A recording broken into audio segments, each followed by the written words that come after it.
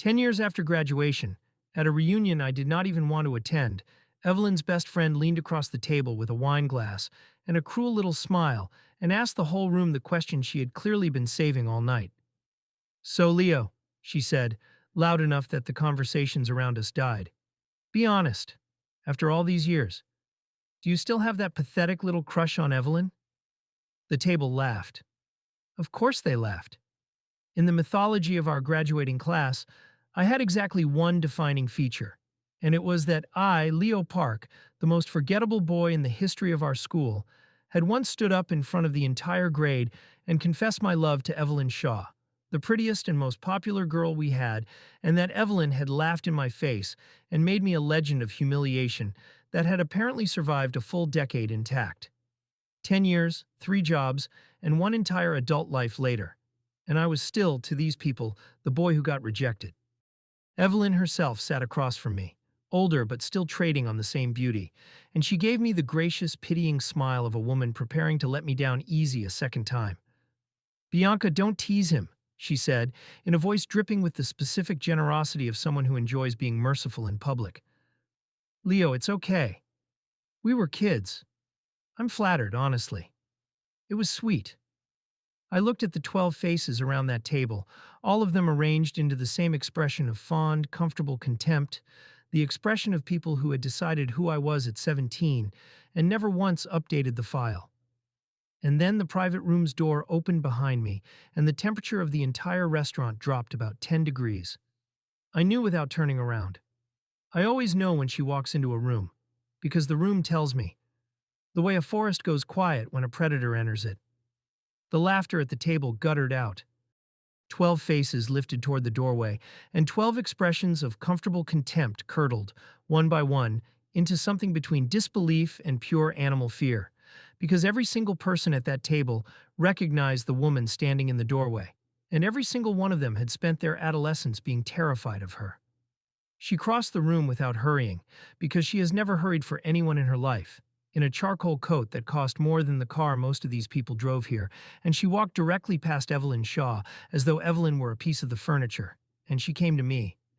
And then Vivian Sinclair, the legendary ice queen of our graduating class, the girl whose cold gaze had once made an entire assembly hall fall silent, the woman whose name was now spoken in this city's boardrooms with the same reverence and dread it had once carried in our hallways, sat down sideways across my lap, looped one arm around my neck, and said, in a voice of warm, possessive, devastating tenderness that not one person at that table had ever heard her use, "Puppy, did you miss me while I parked the car?" I have witnessed a great many silences in my life. None of them has ever been as total, as profound, or as deeply satisfying as the silence that fell over that table when the most feared woman any of them had ever known called me puppy and nuzzled into my neck. Across the table, Evelyn Shaw's wine glass slipped out of her fingers and shattered on the floor. Now let me take you back, because the look on Evelyn's face in that moment was 10 years in the making, and you cannot understand how good it felt without understanding how bad it started. In school, I was nothing. I want to be precise about this, because false modesty is its own kind of lie, and I'm telling you the truth. I was not bullied exactly, because being bullied requires being noticed, and I was beneath notice. I was the boy in the middle row, with average grades and average looks, and no money and no connections, the kind of student teachers forget they have until they read the attendance list. I had one friend, a guy named Marcus, who was as invisible as I was, and we spent 4 years being invisible together, which is the only thing that made it bearable. And I had one enemy, though enemy is too grand a word for what Trent Hollis was to me. Trent was the kind of cruelty that requires no effort, the boy who flicked your ears in the back of class and knocked your tray and called you charity case because my shoes were from the discount store and his were not. Trent's father owned car dealerships, and Trent had decided early that this made him aristocracy, and he spent 4 years reminding the rest of us of our place with the casual viciousness of a boy who has never once been told no. He orbited Evelyn, the way the cruel ones always orbit the warm ones, and the two of them together formed the gravitational center of everything I was excluded from. I mention Trent now because he was at the reunion too, 10 years later, with a thinning hairline and a louder voice and the same car dealership confidence, and because what happened to him that night was, in its small way, even more satisfying than what happened to Evelyn. And I had one enormous, stupid, all-consuming crush on Evelyn Shaw. Everyone did, to be fair. Evelyn was the warm one, the bright one, the girl who remembered your name and touched your arm when she laughed and made you feel, for the 30 seconds her attention rested on you, like the most interesting person alive. It was a gift, and she knew it was a gift, and she spent it like currency. I was too young and too lonely to understand that the warmth was a performance, that Evelyn collected adorers the way other people collect followers, that the arm touch and the remembered name were not affection but inventory management. I thought she was kind. I thought, because she was kind to me for 30 seconds at a time, that she might one day be kind to me for longer. So in the spring of our final year, I did the bravest and most idiotic thing I have ever done. I bought a single white flower, and I waited until the courtyard was full at lunch, and I walked up to Evelyn Shaw in front of what felt like the entire school, and I told her that I had liked her for 3 years, and that I would be honored if she would consider going to the graduation dance with me. I have replayed the next 90 seconds more times than any other 90 seconds of my life. Evelyn looked at the flower. She looked at me. And then she looked around at her audience, because Evelyn never did anything without first checking her audience, and I watched her make the calculation, watched her decide that the laugh was worth more than the kindness. And she said, in a voice pitched perfectly to carry, "Oh my God, Leo, that's so sweet. But like, be realistic? Look at you and look at me. It's just not going to happen. Ever." She took the flower because she could not resist taking the flower, and she handed it to Bianca beside her with a little laugh. And Bianca dropped it on the ground, and Evelyn stepped on it on her way past me, and the entire courtyard laughed, and I stood there at the center of the laughter and learned, in real time, exactly how much I was worth. That is the story everyone at the reunion knew. That is the story they had been telling for 10 years. Leo confessed. Evelyn destroyed him. The natural order was confirmed. What none of them knew, what not a single living soul knew except the two of us, is what happened 40 minutes later, in an empty classroom on the 3rd floor, where I had gone to hide my face until the school day ended. Because that classroom was not empty. Vivian Sinclair was already in it. I have to make you understand who Vivian was to us, because the word feared does not begin to cover it. Vivian was the class president, the student council head, the top of our year by a margin that was almost rude.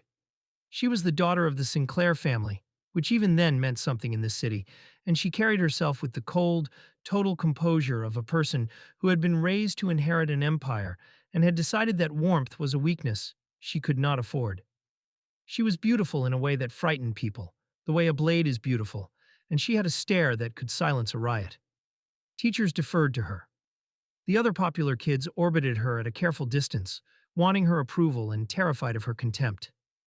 In 4 years, I had never once seen Vivian Sinclair smile, and I had certainly never seen her do what she was doing when I stumbled into that classroom, with my face still hot from being laughed at. She was crying.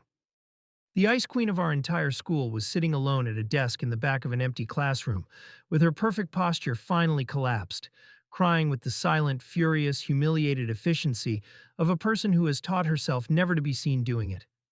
There were papers in front of her, and I would learn much later that they were a letter from her father, a cold accounting of her recent test scores, and the way she was failing to meet the standard required of a Sinclair heir, delivered on her 16th birthday, which was that day, which no one had remembered, because no one had ever once thought of Vivian Sinclair as a person who might want her birthday remembered.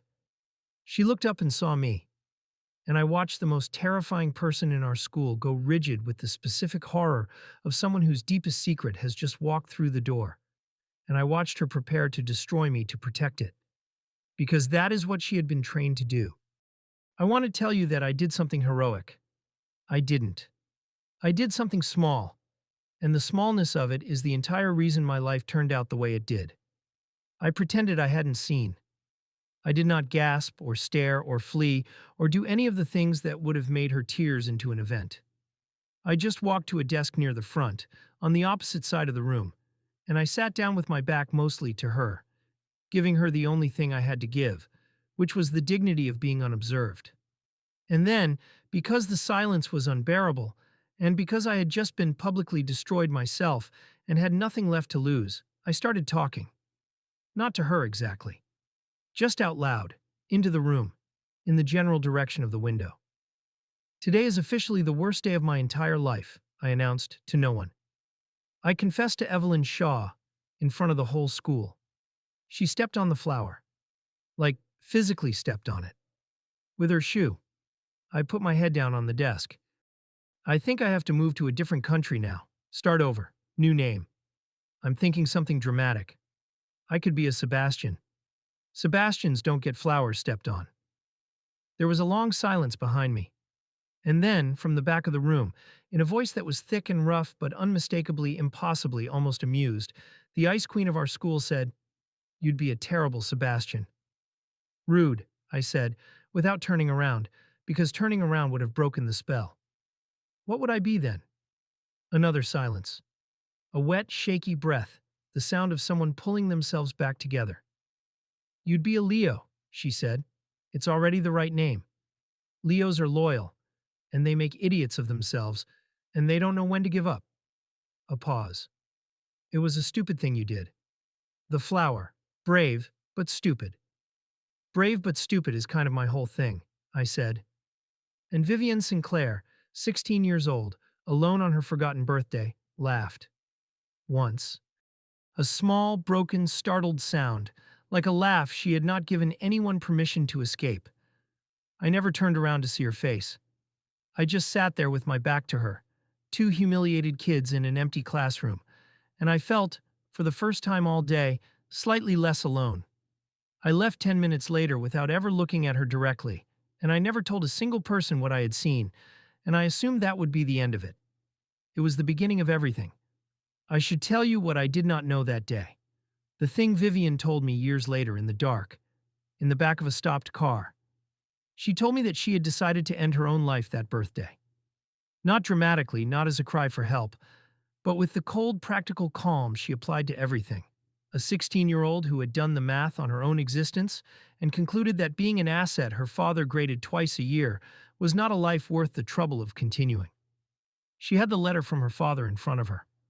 She had a plan. And then a boy whose flower had been stepped on walked into the room, refused to see her shame, sat down with his back to her, and announced that he was going to move to another country and become a Sebastian. "You made me laugh," she told me years later. I had decided not to be alive anymore, and a ridiculous boy I'd never spoken to made me laugh out loud, by accident, on the worst day of my life. And I thought, if the world can still produce something that stupid and that kind in the same person, on the same day they stepped on his flower, then maybe I don't actually know everything about it yet. Maybe I should stay a little longer and find out. She had looked at me with those eyes that frighten entire boardrooms. "You think you sat with a crying girl, Leo? You didn't. You talked a girl off a ledge, and you never even knew there was a ledge. That is why I will never let you go. You saved my life with a joke about being a Sebastian, and you did it without wanting anything. And I have spent every year since making sure the universe knows it chose the right idiot to walk through that door. I did not know any of that for years. On the day itself, I just thought I'd shared an empty classroom with the scariest girl in school and made her laugh once.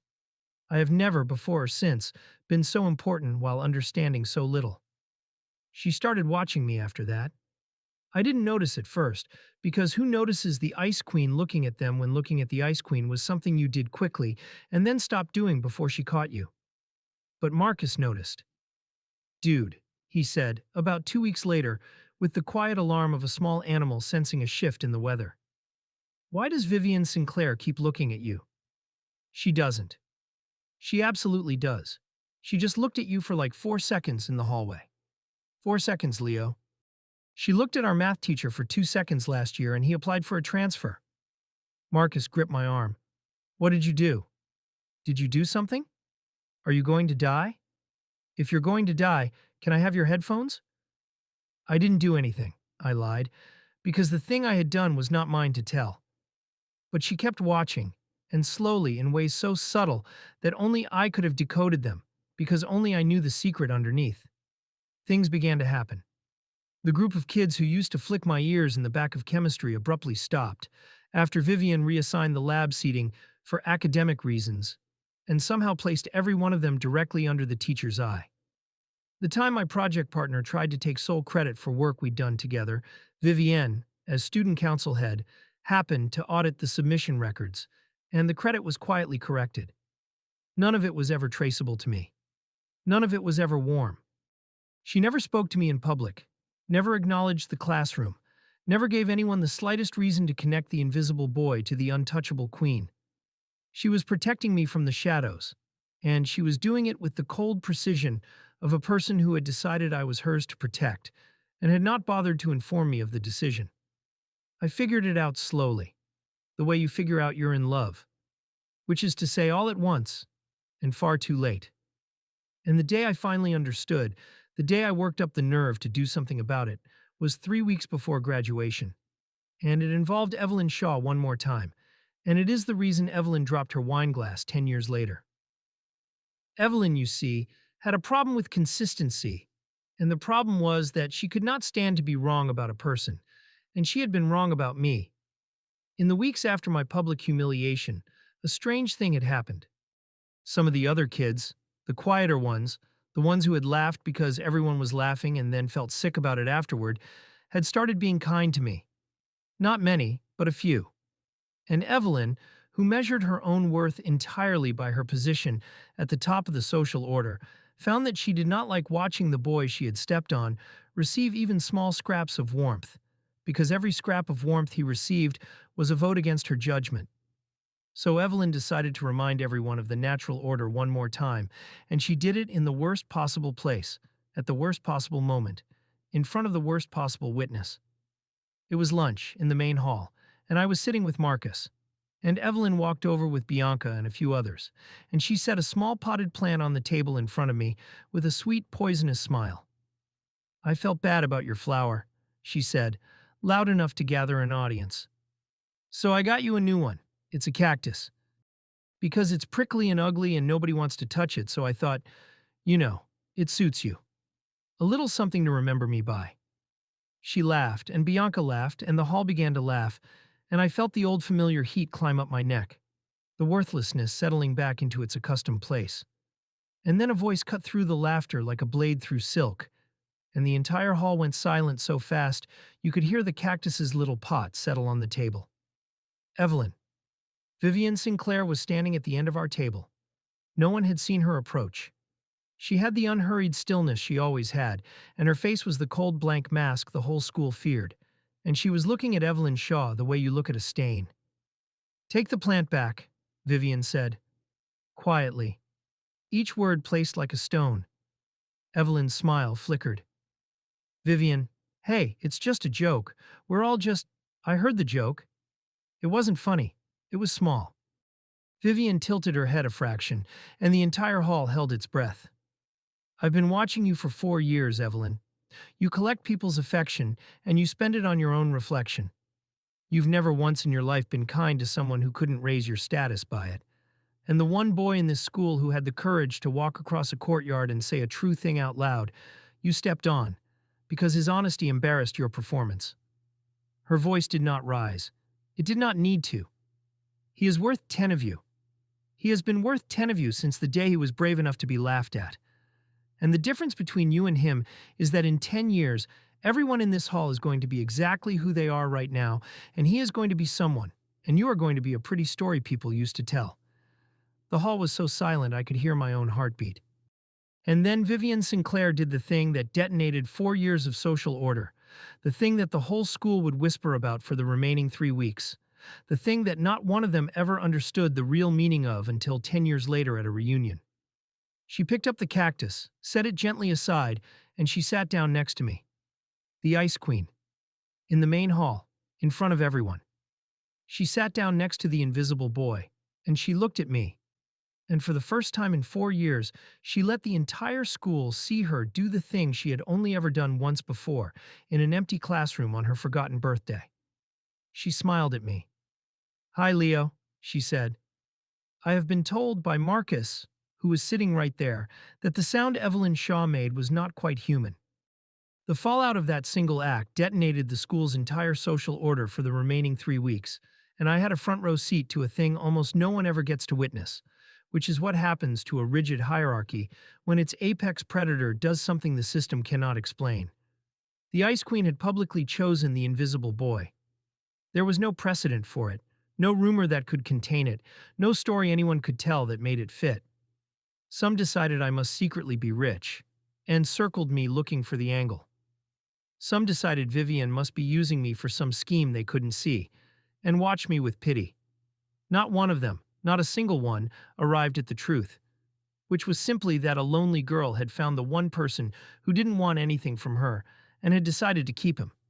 Marcus took it worst, in the most Marcus way possible. "I need you to understand," he said to me that afternoon, gripping my shoulders, pale as paper, "that I have been your best friend for 4 years, and I have asked you for nothing." But the Ice Queen sat next to you. She smiled. At you. I watched a girl 2 tables over start crying from stress just from being near it. He shook me gently. "Leo, are you a secret prince? Be honest with me. Is this a movie? Am I the comic relief in your movie?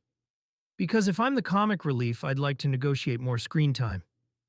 "You're not the comic relief," I told him.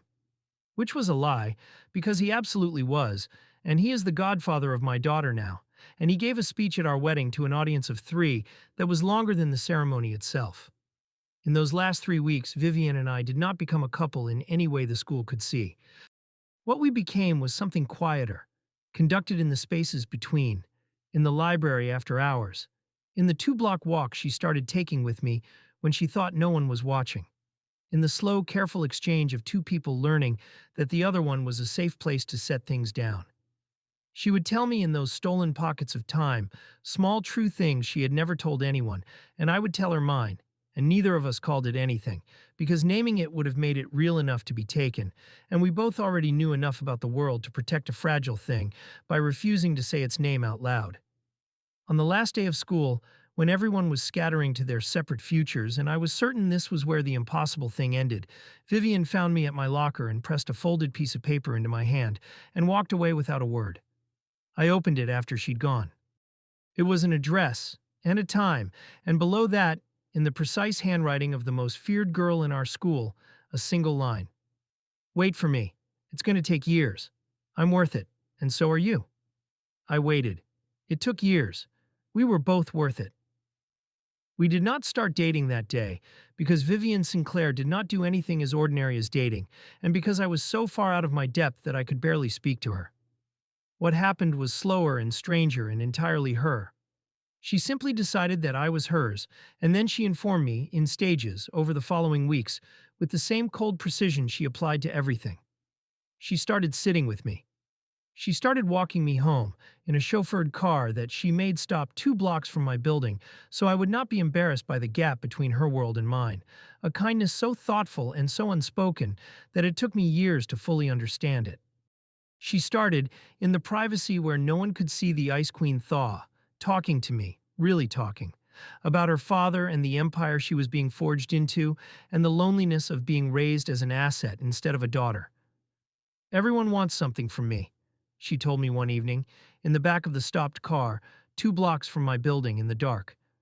"My whole life, every single person. They want my approval, or my family's money, or my position, or to use me to climb. You're the only person who ever saw me crying and didn't try to turn it into something he could use. You pretended you hadn't seen. You gave me a way to keep my dignity, and you wanted nothing for it, and you never told anyone." She looked at me and the cold mask was completely gone, and underneath it was a 16-year-old girl who had been alone her entire life. Do you have any idea how rare that is? In my world, you're the only safe person I've ever met. I told her I wasn't anyone special. I told her she could do so much better, that I had nothing, that I was the boy whose flower got stepped on. I gave her every reason to reconsider, because I genuinely could not understand why someone like her would choose someone like me. And Vivian Sinclair took my face in her hands, in the dark of that car, and she said the thing that I have built the rest of my life around. "That's exactly why," she said. "You think you have nothing, so you've never learned to take. Everyone I've ever known takes. You're the only one who just gives, because no one ever told you that you were allowed to want things back. So I'm going to spend a very long time teaching you to want things, Leo. Starting with me." And then she kissed me, the Ice Queen, in the dark, 2 blocks from my building, and I stopped being able to think about anything ever again. We kept it secret. That was her decision, and it was a strategic one, because Vivian understood her world far better than I did. My father will try to use you against me, or use me against you, or simply remove you, the moment he knows you matter to me, she told me. So you don't matter to me, officially. Not until I'm strong enough that he can't touch us. Can you wait for that? It might be years. I told her I would wait forever, and I meant it, and it turned out to be the most important promise I ever kept. There was one night, about 3 years in, when the secret nearly broke us, and I include it because the fairy tale needs its scar to be believed. Vivian's father had hired people to understand why his daughter kept refusing every match, and one of those people very nearly found me. I got a call from Vivian at 2 in the morning, her voice stripped of all its ice, fast and frightened in a way I had heard exactly twice before. "Someone's been asking questions about a Leo Park," she said. "I need you to go to the apartment on Hale Street tonight, not yours, and I need you to not contact me for 2 weeks, and I need you to trust me even though I can't explain, and I need you to not, under any circumstances, decide this is the moment to be noble and disappear to protect me. A breath. I've watched you almost leave before. Don't. Hide, but don't leave. There's a difference, and tonight it's the whole world." I hid. I did not leave. For 2 weeks I lived in an apartment I'd never seen, on a street I didn't know, with no contact from the only person who mattered, and I learned what it costs to love someone whose world has teeth. And when she finally came to me, 2 weeks later, she walked through the door and into my arms without a word, and held on so hard it hurt. The Ice Queen shaking, and she said into my chest, "I handled it. He doesn't know, but I almost lost you to my own life, and I'm never letting it get that close again. I'm going to win, Leo. I'm going to take the whole thing from him so completely that no one will ever be able to use you against me again. Wait for me a little longer. I'm almost there." I held her until she stopped shaking, and I understood that her ambition, the cold, terrifying drive that the world would later fear, was not about money or power at all. It was about building a fortress high enough that the two of us could finally stand in a window where everyone could see. We graduated.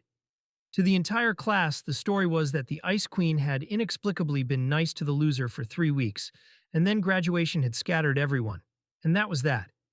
Vivian went off to be forged into the heir of the Sinclair Empire. I went off to a state university and a quiet, ordinary life.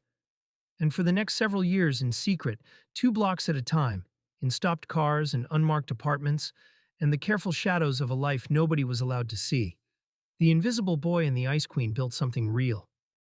And it was not easy. I want to be honest about the years between because the reunion makes it look like a fairy tale, and it wasn't. It was work. Her father was exactly the threat she had predicted.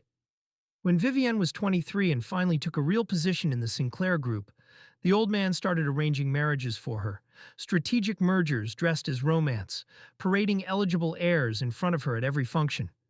She refused them all, coldly, and her father could not understand why his perfect calculating daughter kept rejecting perfectly calculated matches, because it never once occurred to him that his asset had a heart, and that the heart already belonged to a boy whose name the old man had never heard.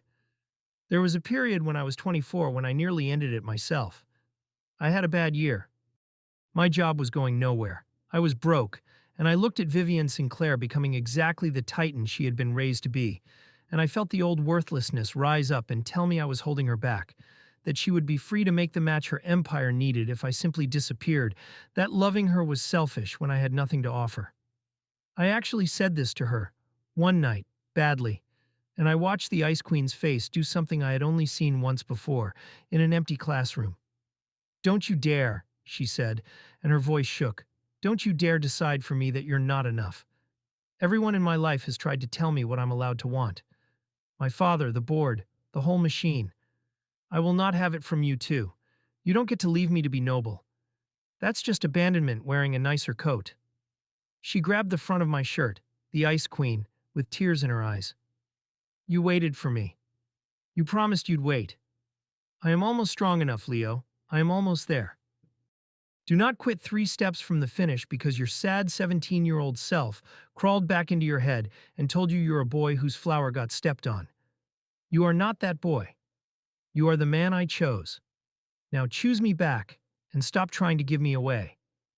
I chose her back. I never tried to give her away again. And 2 years later, Vivienne Sinclair became something her father never saw coming. She did not just inherit the Sinclair Group.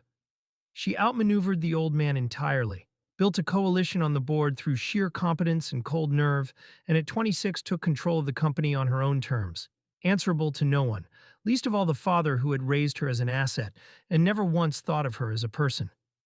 The first thing she did with her unassailable position, the very first thing, was walk into her father's office and tell him she was married. Because we had married quietly the month before, in a courthouse, with Marcus as the only witness, the invisible boy and the Ice Queen, with no name on the gate and no merger in the contract. Just two people who had waited years for the day the world couldn't touch them. The proposal had been mine, and I had agonized over it, because how do you propose to a woman who could buy a different ring every day for the rest of her life and not notice the dent? In the end, I did the only thing I know how to do, which is to give her the thing no one else would think to give. I did not buy a diamond. I found, after months of searching, the actual classroom we had sat in on her 16th birthday, in the old building that the school had since closed, and I bought 1 hour of access from the district for a fee that cleaned out my savings, and I took her there. The same room. The same desk in the back where she had decided not to be alive, and the same desk in the front where a boy had once announced he would become a Sebastian. I sat her in the back one. I sat in the front one, with my back to her, the way I had a decade before. Today is officially the best day of my entire life, I announced to the window, to no one. Because I'm going to ask the scariest girl in school to marry me, and I'm pretty sure she's going to say yes, which is insane, because look at her, and look at me. I heard her breath catch behind me. I never turned around that first day. I gave you your privacy. So I'm not going to turn around now either. I'm going to ask you with my back turned, the exact same way we started, and you can keep whatever face you make completely private, because that's the deal between us. That's always been the deal. You never have to perform for me. Not even now. I swallowed. Vivienne Sinclair. Marry me. Let me sit with you for the rest of your life, and never once make you owe me for it. There was a silence behind me, a long one, and then I heard the chair scrape, and then her arms came around me from behind, and her face pressed into the back of my neck, wet. And the Ice Queen of our entire school said, in a voice with absolutely nothing left of the ice in it, "Turn around. For this one, you idiot, turn around. I want you to see my face when I say yes. I've spent my whole life not letting anyone see my face. Turn around and look at the one person I never have to hide it from." I turned around. I will not describe what I saw, because some things belong only to the two people who live them. But I will tell you that it was the second face, the real one, and that she was nodding before I could finish asking again, and that we got married in a courthouse a month later because neither of us wanted a wedding. We just wanted to be married. We just wanted the years of hiding to be over. Her father, I am told, was speechless. Then he was furious. Then, when he understood that his daughter now held more power than he did and had chosen this ordinary man with the full force of her terrifying will, he did the only thing left to a defeated man, which was to ask to meet me. And I went, terrified. And the old man looked at me for a long time, and then he asked me one question. "What did you ever give my daughter?" he said, "that the heirs of 3 dynasties could not?" "Nothing, sir," I said honestly. "I never gave her anything. I just never tried to take anything. I think she'd had enough of being taken from." The old man stared at me. The silence in that enormous cold office stretched long enough that I could hear the clock on his wall. And then he asked the second question, the real one, the one I think he had been carrying for years without anyone to ask. "Was she happy?" he said. His voice cracked on it, just slightly, the voice of a man who had built an empire and an heir and had somehow never thought to wonder until that moment whether the heir had a heart inside her that could be glad. "All these years. When she was with you in secret, hiding from me. Did she laugh? Does she laugh?" And I understood, looking at this terrifying old man, that he was not asking as a titan. He was asking as a father who had just discovered that his daughter had been alive in a way he never witnessed, that there had been a whole secret country of her joy that he had been locked out of by his own coldness, and that a stranger had been the only citizen. She laughs all the time, sir, I told him gently. She narrates terrible television shows. She's ridiculous about the temperature of her tea. She falls asleep in the middle of sentences. I watched the old man's face come apart, very slowly behind his control. She's the funniest person I know. She just never let you see it, because you only ever graded her. I'm sorry, I think she wanted you to see it. I think she gave up waiting. The old man did not answer for a long time. Then he said, yes, I suppose she had. We are not close, her father and I, but we are not enemies anymore. And on the day his granddaughter was born, he wept, which Vivian says he never did once for her, and which she has decided to find healing rather than bitter, because she is stronger than her own history. He comes to dinner now sometimes, the old titan, and he watches his daughter laugh and narrate terrible television. And he watches it the way a man watches something he was almost too late for, which is exactly what it is. That is who walked into the reunion. Not the ice queen the class remembered. Something far more dangerous, and far more loving, and entirely mine. So now you understand the silence at the table, and why it was the best silence of my life. Vivian settled across my lap as if the dozen most influential feeling people of our graduating class were not staring at her with their mouths open, and she picked an invisible thread off my collar with the proprietary fussiness she only ever shows in private, except she was showing it in public now, on purpose, because she had come here for exactly this. You must be cold, she said to me, ignoring everyone. I told you to wear the other coat. You never listen, puppy. She finally looked up, and her gaze swept the table, and 12 adults who were children again under that gaze, and the warmth drained out of her expression, and was replaced by the cold blank mask the entire school had once feared. Bianca, she said pleasantly, you've gotten older. Were you saying something about my husband when I came in? I caught the tail end. Something about a crush. Bianca made a sound like a deflating balloon. Vivian, oh my God, you two are husband? You're married? To Leo? 8 years, Vivian said, together for 12, since school. She let that number land, watched them all do the math, watched them realize that the Ice Queen had been with the loser since the very year they had all been laughing at him.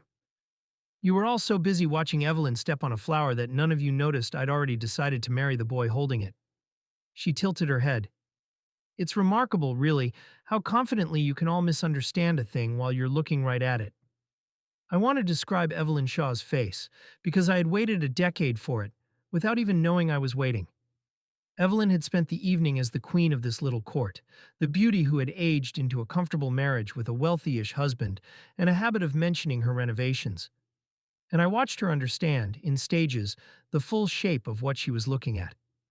That the boy she had publicly destroyed for being worth nothing had been quietly, secretly loved by the one girl in school worth more than all of them combined.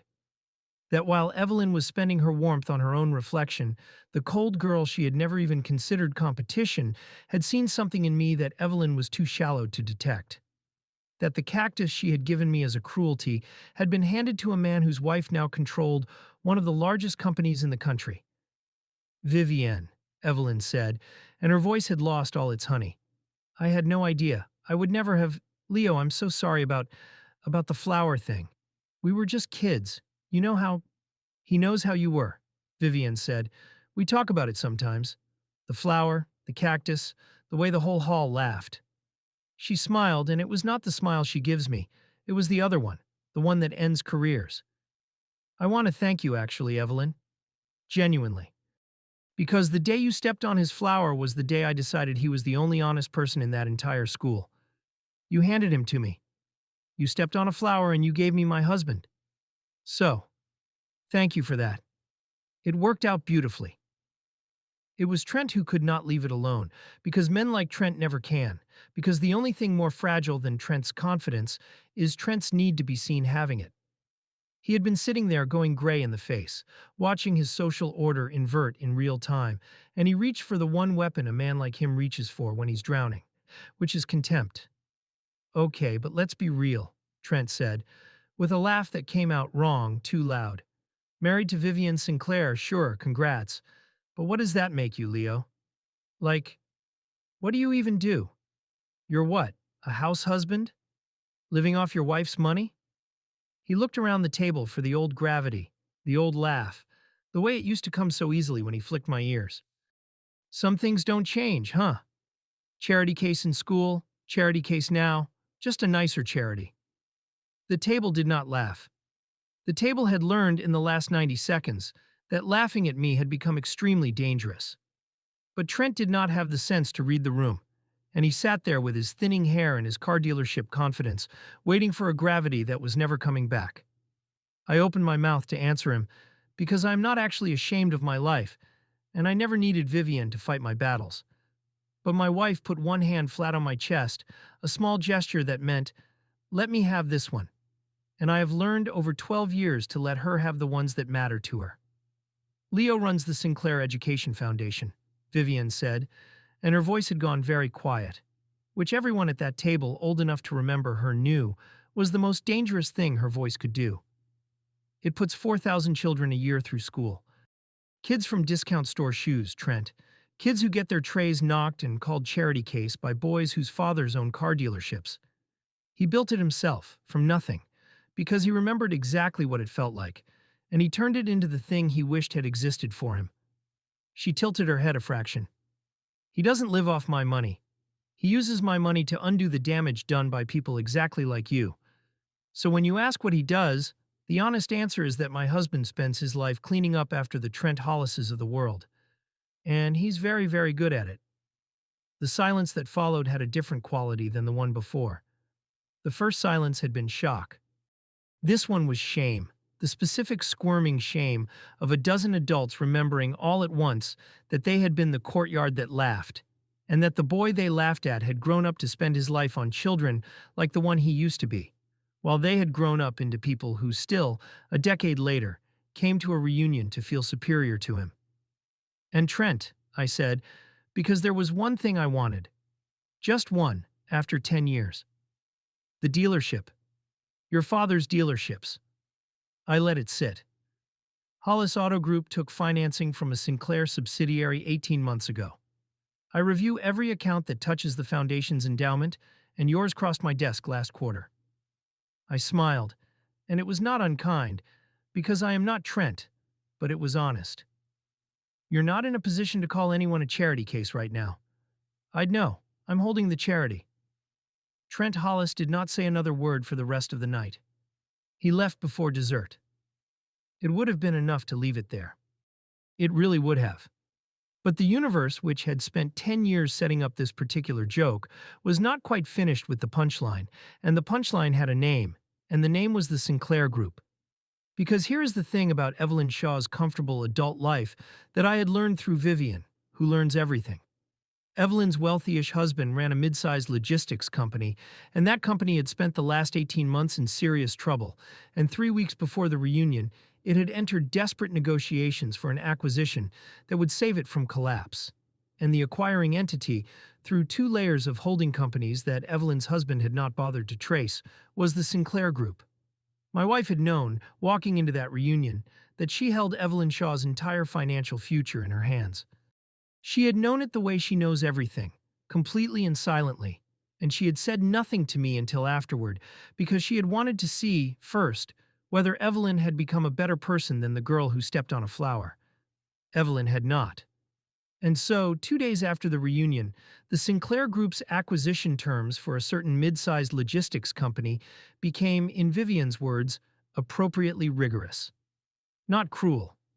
Vivian is not cruel, and neither am I, and we had a long conversation about exactly where the line was. The company was saved because hundreds of employees depended on it, and neither of us would punish them for Evelyn. But the generous founder's package that would have let Evelyn and her husband walk away, wealthy evaporated, replaced by terms that were merely fair, and fair was a catastrophe for people who had been counting on generous. Evelyn Shaw kept her house. She did not keep the lifestyle she had built her whole identity around, and she certainly did not keep the habit of mentioning her renovations. I asked Vivian that night whether it was too much. I am the conscience in our marriage, the way she is the spine, and we keep each other honest. She thought about it seriously, the way she thinks about everything. No, she said finally. If she had apologized to you and meant it, I would have given them the generous terms. I'd already had them drafted. I had both versions ready, Leo, the kind one and the fair one, and I was going to choose based on who she actually was. She laced her fingers through mine. She had 10 years and a second chance, and she still only apologized when she found out who I was. She wasn't sorry she hurt you. She was sorry it turned out to be expensive. So she gets fair. Fair isn't cruelty. Fair is just the absence of a mercy she didn't earn. I have thought about that a great deal since. Fair is just the absence of a mercy she didn't earn. My wife says things like that, in the same flat, cold voice that once silenced an assembly hall, and then she turns to me and her whole face changes, and she asks if I've eaten, and I am, after 12 years, still not over the whiplash of being the one person on earth who gets the second face. Evelyn came to find me, a week after the reunion, before she knew about the acquisition terms. She got my number from the class group, and she called and asked to meet, just the two of us. And against my better judgment, I said yes, because I am apparently a man who cannot leave a door fully closed. We met at a coffee shop, and she was nervous in a way I had never seen Evelyn Shaw be nervous, twisting her cup, the practiced warmth nowhere to be found. I've been thinking about it all week, she said. The flower, the cactus. I genuinely didn't remember the cactus until Vivian said it, and then it came back, and Leo, I'm sorry, I am. I was awful to you. I was an awful person. She looked up. I keep thinking, if I'd been kinder, if I'd seen what she saw. I mean, look at you now. Look at what you became. I could have, and there it was. I almost missed it, because she said it so softly. But I have spent 12 years married to a woman who taught me to hear the thing underneath the thing. Evelyn was not apologizing. Or she was, but underneath the apology was the old machinery still running. The calculation. The quiet grief that was not for hurting me but for misjudging an investment. The I could have. If she had only known I would be worth something. You could have what, Evelyn? I asked gently. Because I am not cruel. She didn't answer. Which was the answer. You're not sorry you stepped on the flower, I said. You're sorry the flower turned out to be worth keeping. Those are different things, and the difference is the whole reason Vivian picked me and not you, and it's the reason she's been my wife for 8 years, and you're sitting here doing the math on what you missed. I stood up and I left money for both coffees because I am not Trent. I forgive you. I genuinely do.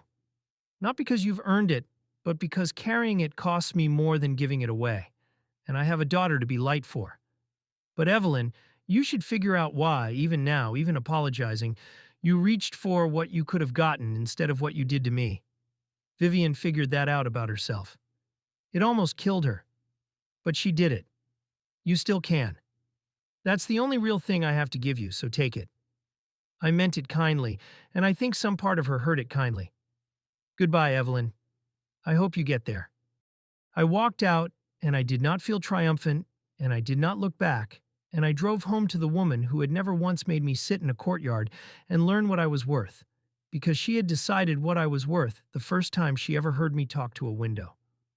I want to tell you about that second face, because the reunion is a revenge story, and revenge stories are fun, but they are not why I'm telling you any of this. The reason I'm telling you this is that the most feared woman I have ever known calls me puppy, and I need you to understand that it is not a joke, and it is not weakness, and it is the truest thing about her. The world gets the Ice Queen. They get the woman who silences boardrooms, who restructured her father's empire while he watched helplessly, who can end a negotiation with a single tilt of her head. That woman is real. I am not married to a secret softy who is only pretending to be cold. Vivian is genuinely the most formidable person I have ever met, and her coldness is not an act. It is armor she forged in a childhood that tried to turn her into a machine, and she wears it because the world she operates in would devour her without it. But armor is exhausting. And the thing I gave her, the only thing I have ever had to give, is a place to take it off. When Vivian comes home, she stops being the Ice Queen at the door.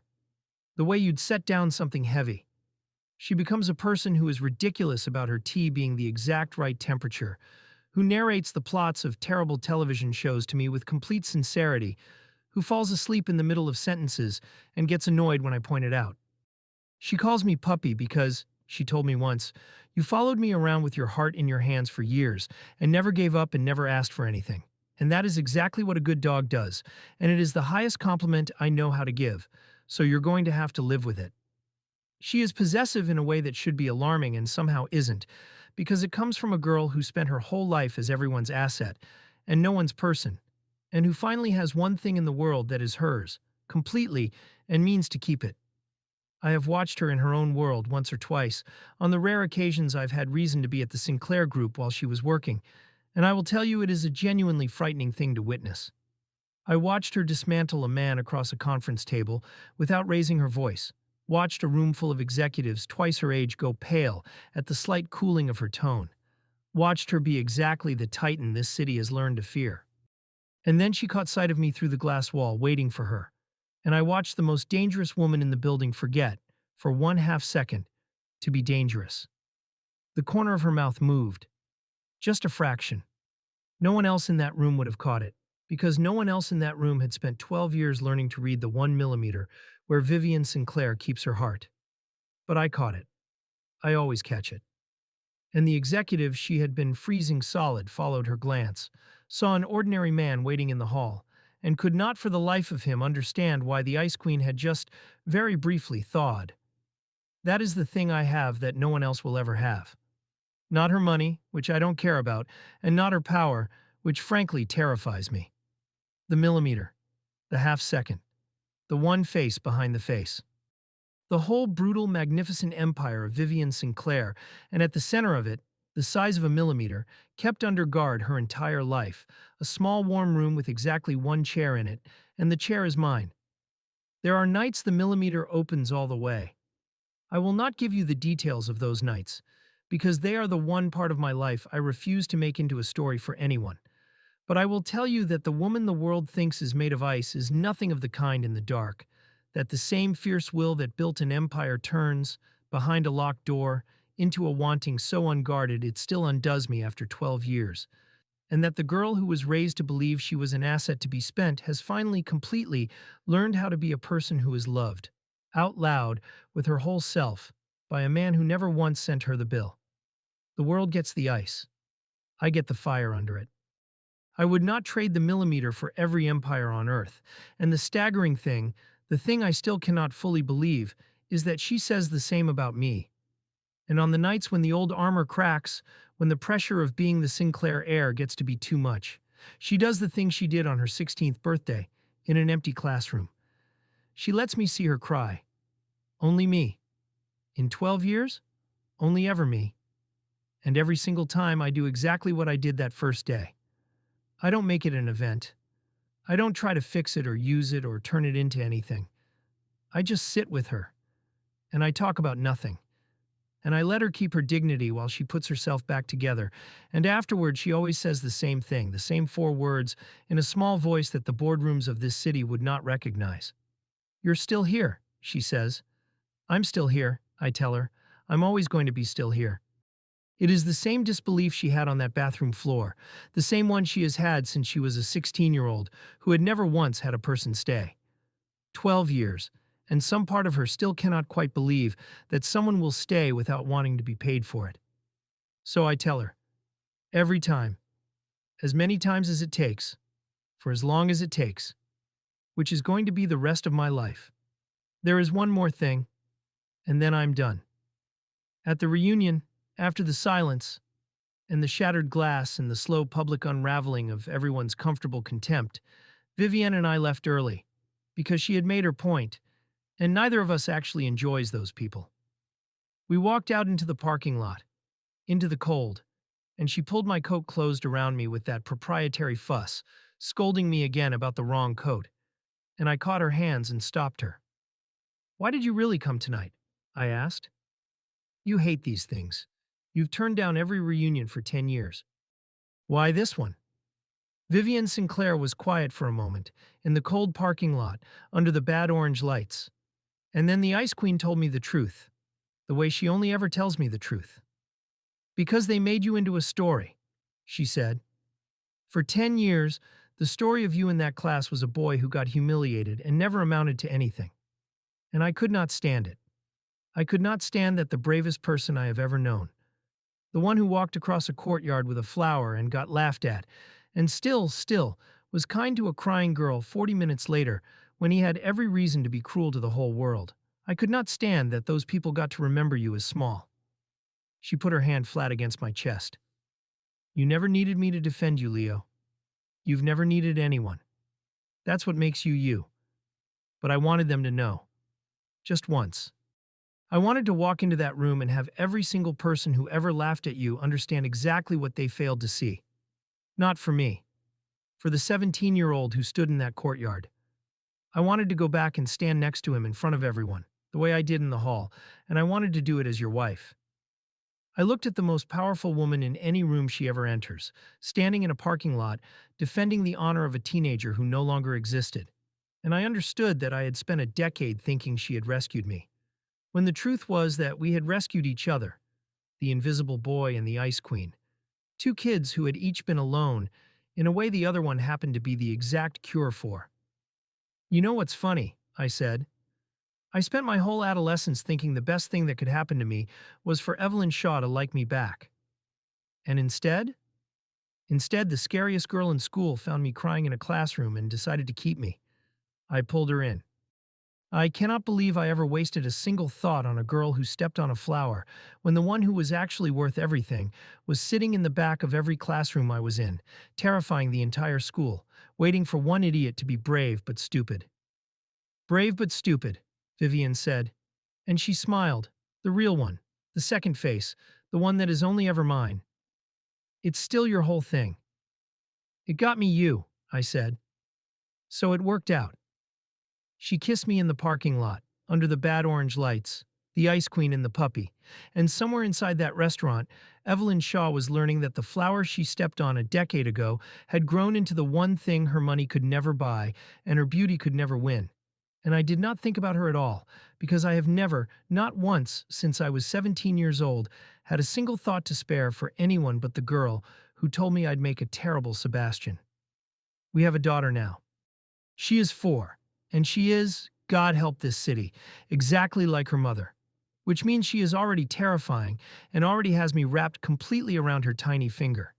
And Vivian watches the two of us together with an expression I have no word for except the opposite of how she looked on that bathroom floor.